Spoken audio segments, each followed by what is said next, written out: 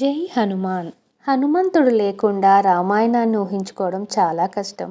లంకా యుద్ధం ఉధృతంగా కొనసాగుతున్న సమయంలో ఓటమి సమీపిస్తున్నదని గ్రహించిన రావణుడు తన మిత్రుడైన పాతాళ లోకాధిపతి మరియు మహామాంత్రికుడు ఐరావణ సహాయాన్ని కోరాడు. ఒక రాత్రి హనుమంతుడు శ్రీరాముడు మరియు లక్ష్మణులను కాపలా కాస్తుండగా ఐరావణుడు విభీషణుడి వేషంలో వచ్చి మాయ చేసి రామలక్ష్మణులను అపహరించి పాతాళ లోకానికి తీసుకువెళ్ళాడు. అక్కడ వారిని కాళీమాతకు బలిగా అర్పించాలనే సంకల్పంతో సిద్ధమయ్యాడు. ఈ విషయం తెలిసిన హనుమంతుడు భయపడకుండా పాతాళ లోకానికి చేరుకున్నాడు.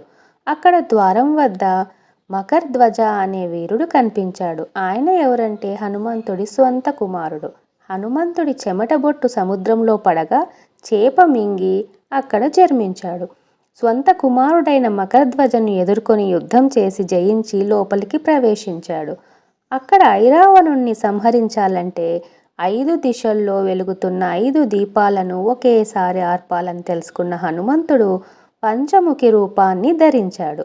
తూర్పున హనుమాన్, పడమరలో గరుడ, ఉత్తరంలో వరాహ, దక్షిణంలో నరసింహ, పై దిశలో హయగ్రీవ రూపాలతో ప్రత్యక్షమై ఒకేసారి 5 దీపాలను ఆర్పి ఐరావణుణ్ణి సంహరించి రామలక్ష్మణులను రక్షించాడు.